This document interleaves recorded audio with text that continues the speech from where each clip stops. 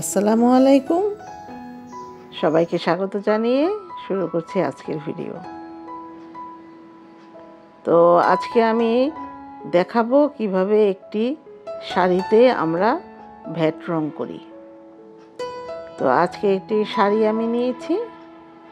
তো আমার আগের ভিডিওটি হচ্ছে শাড়িটি কিভাবে বাঁধা আছে, আপনারা ওই ভিডিওটা দেখে নিতে পারেন। আর এখানে কিন্তু দেখুন, এই ভ্যাট রং বা যে কোনো রঙে প্রস্তুত করার একটি নিয়ম আছে। আমি কিন্তু রংটা গুলিয়ে কিন্তু ছেঁকে নিয়েছি, সব ধরনের ছাঁকনি না। আজকে আমি যে ছাঁকনিটা ব্যবহার করেছি এইরকম ছাঁকনিতে ছেঁকে নিতে হবে, তাহলে রঙে যদি কোনো গুঁড়া গুঁড়া বা কোনো অন্য কোনো অপদ্রব্য থাকে এগুলি সব ছাঁকনিতে আটকে যাবে। তাহলে রঙটা খুব ফ্রেশ হতে হবে। কারণ যেটা শাড়িটা আমি করব বা যে কোনো কাজেই করি না কেন, তখন এটা এভাবেই রঙটা প্রস্তুত করে নিব। তো আর পরিমাণ তো আমরা জানি রঙের, তাও আমি একটু বলে দিই। যেহেতু আজকে আমি একটি গাঢ় কালারের উপরেই কিন্তু মানে লাল রঙটাও কিন্তু গাঢ়, তো লাল রঙের উপরে একটি সবুজ রং দিব। তো যে কারণে সাধারণত একটি শাড়িতে ভ্যাট রং লাগে 1 তোলা করে এবং হাইড্রোস কস্টিক 2 তোলা করে।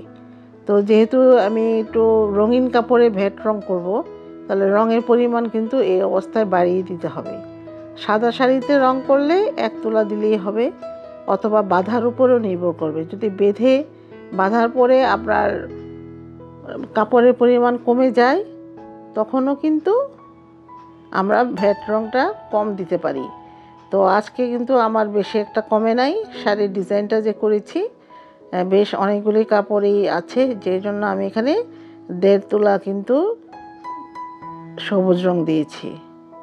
তো সবুজ রংটা কিন্তু আবার একটু পরিবর্তন হয়ে গিয়েছে, কারণ ওই যে শাড়িতে যে রংটা ছিল ওইটার উপরে কিন্তু একটা বিক্রিয়া হয় রঙের, হয়ে অনেকটা লাইট হয়ে গিয়েছে আর কি, টিয়া সবুজ বা মেহেদি সবুজের মতো এটা হয়ে গেল। তো দেখতে থাকুন আমার ভিডিওটি। আর আসলে টিপস অ্যান্ড ট্রিক্স কিছু থাকবে ভিডিওর শেষে। আর সকলকে অসংখ্য ধন্যবাদ যারা আমারকে সাবস্ক্রাইব করেছেন। আমার ভিডিওটি আপনাদের যদি ভালো লাগে অবশ্যই সাবস্ক্রাইব করবেন, লাইক, কমেন্টস এবং শেয়ার করে আমাকে এগিয়ে নিয়ে যাবেন। আর কমেন্টে জানাবেন যে কেমন হয়েছে, আপনিও কি এরকম শাড়ি করতে চান? তো সাদা শাড়িতে করাই ভালো, কারণ লাল রঙে দেখুন আমি কিন্তু পলিথিন দিয়ে খুব ভালোভাবে বেঁধে নিয়েছি। আর এই যে ধোয়ার পদ্ধতিটা, তো রঙে কিন্তু শাড়িটা আমি 30 মিনিট রেখে দিব এবং খুব ভালোভাবে নাড়াচাড়া করতে হবে। সেটা তো আপনারা দেখেছেন, নাড়াচাড়া না করলে কিন্তু রঙটা ছোপ ছোপ রয়ে যাবে। তো একদম ধুয়ে নিতে হবে, একদম পরিষ্কার পানি না বের হওয়া পর্যন্ত। এবং এইভাবে কল ছেড়েও কিন্তু কাপড়টি ধোয়া যায়। বাটিকের কাপড় বা এর কাপড় সাধারণত এইভাবে ধুলেই বেশি ভালো।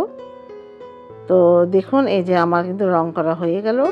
তো দেখুন যে এই পলিথিন যে বেঁধেছি আমি, পলিথিন বাঁধার পরে কীরকম হয়েছে, এই যে দেখতে পাচ্ছেন পলিথিনটা দিয়েছি যেন লাল রংটা আমার একদমই নষ্ট না হয়, আর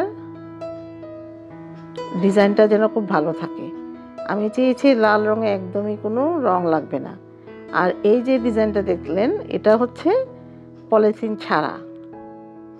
তো আপনারা এরকম, আর আমি আজকে কিন্তু নিয়েছি একদম প্রাইডের, যে একদম ইন্টারন্যাশনাল মানের, যারা এরা এক্সপোর্ট কোয়ালিটির কিছু মাল আছে ওখানে, এরকম প্রাইডের একটা শাড়ি আমি নিয়েছি এই রং করার জন্য।